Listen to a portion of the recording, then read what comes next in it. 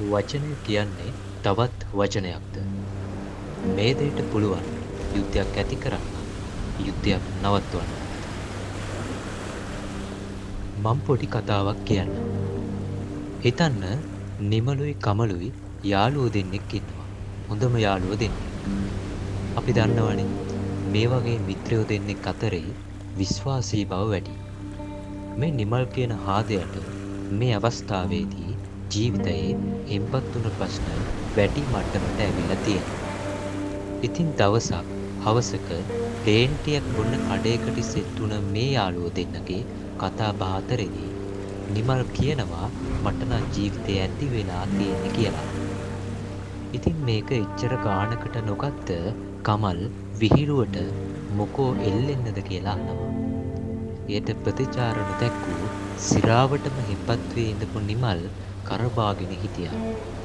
දෙන්නගේ හමුවීම එවර වෙලා විසිරිලා ගියා. රැය පහන් වුණා. සෙනසුරාදා දවස උදා වුණා. කමල් ගෙදර දොරේ වැඩ කරලා දවල් 12ට නිවුස් අහන්න පටන් ගත්තා. නිවුස් වල තිබ්බ දේ ගැන කමල් තිගැස්සිලා ගියා. නිමල් හේවගේ නැමැත්තා සිය දෙවි නසා ගනී. අන්න එහෙමයි නිවුස් වල තිබ්බේ.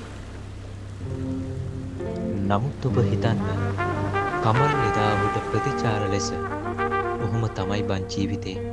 ඉස්සරහට තමයි හොඳම හරිය. අල්ලගෙන ඉඳපන් වගේ ටෝක් එකක් දුන්නා නම් අද නිමල්ට මෙහෙම නොවෙන්න තිබ්බා. බලන්න වචනවල වටිනාකම. වචන කියන්නේ සිතවිල්ල කෙලවර. අපි හරියට හිතුවොත් අපේ වචනේත් ගොඩ නේද? වචන පාවිච්චියේදී පරිස්සම් වෙන එක අපේ වගකීමක්. නිකන් කල්පනා කරලා බලන්න. දවසකට අපි වචන කීයක් නම් කටින් පිට කරනවද? ඒ අතරින් වැඩක් තියෙන්නේ 100%ක් විතර තමයි. මෙය වෙනස් විය යුතුයි නේද?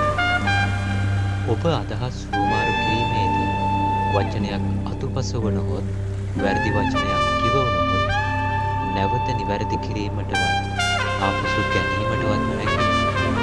වැරදි වචන, අමිහිරි වචන භාවිතයෙන් සිදුවන්නේ ඔබගේ පෞරුෂත්වයට හානිවීම, ඔබේ වටිනාකම අඩුවීම. අන් අයට පහර දෙන්නට වචන භාවිත නොකරන්න. වචන භාවිතයට හැකි එකම සත්වයා මනුස්සයා. එහෙම තියෙද්දි ඔබ වචන මගින් තවත් මනුස්සයෙකු අපහසුතාවයට පත් කරනවා නම් එය මනුස්සත්වයට කරන බරපතල නිගාවක් බව මතක තබා ගන්න. ඔබගේ කායික තුවාලවලට මේ බෙහෙත කියලා බෙහෙත් තිබ්බට මානසික තුවාලවලට එහෙම බෙහෙත් නැහැ.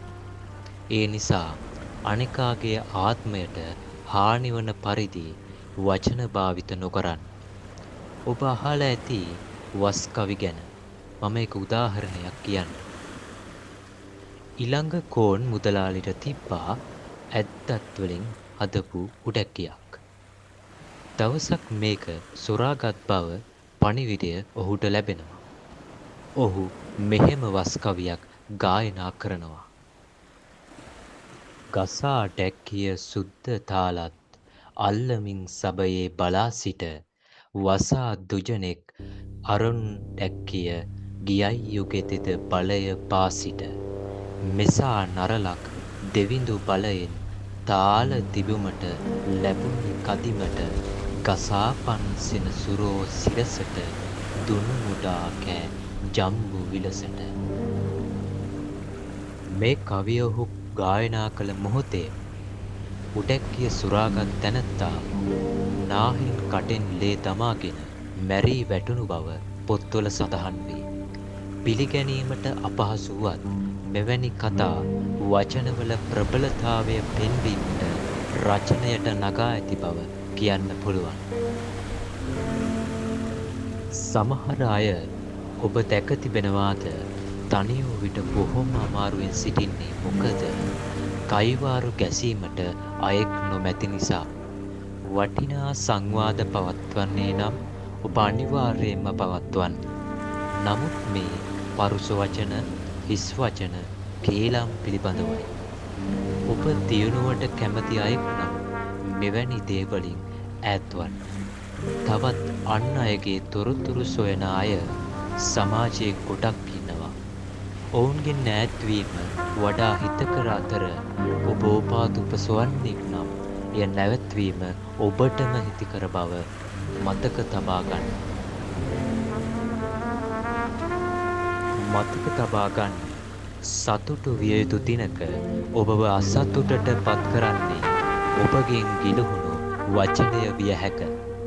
අනුන්ගේ ඇත අඩුපාඩු අගුණ සහ ඔහුගේ විවේචනයට වචන භාවිත නොකිරීමට උත්සාහ කරන්න. ඔබේ වචනය ඔබට වටී. එය රැකගන්න. එයත් වඩා ධනාත්මක කරගන්න. තවද ඔබ අතින් වරදක් සිදු වුණා නම් සමාව ගන්න, පැකිලෙන්න එපා. අගය කළ යුතු අයෙකු වේ නම් අගය කරන්න, පැකිලෙන්න එපා. ඉල්ලීමකදී කරුණාකර වැනි වචන භාවිත කරන්න. ඒ අනදීමක් වශයෙන් නොකිරීමට උත්සාහ කරන්න. තවද ඔබ ඕනෑම භාෂාවක ඔබගේ වචන කෝෂය වර්ධනය කර ගැනීමෙන් ඔබට උචිත අවස්ථාවේදී සුදුසු වචන භාවිත කිරීමට පහසුයි. ඉහළ ගුණාත්මක වචන ඔබ වැඩියෙන් ඔබේ වචන කෝෂයට එකතු කරගන්න. සිංහල භාෂාවේ වචන විශාල සංඛ්‍යාවක් තිබෙනවා. ඔබ මේ ලස්සන භාෂාව ලස්සනට හසුරවන්නට පුරුදු වන්න.